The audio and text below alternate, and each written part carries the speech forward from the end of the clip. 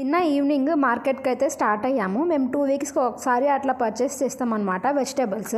And ఇవాళ మాత్రం నేను ఓన్లీ లీఫీ వెజిటేబుల్స్ మీద కాన్సన్ట్రేట్ చేశాను, ఇంకేం కొనలేదన్నమాట.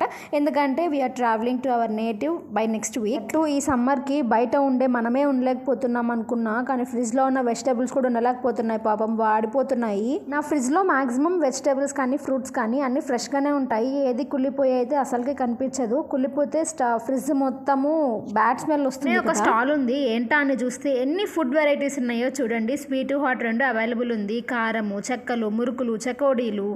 మేము కొనింది ఇవే అనమాట. ఇది 70 రూపీస్, 70 రూపీస్, 30 రూపీస్, టోటల్గా 170 రూపీస్.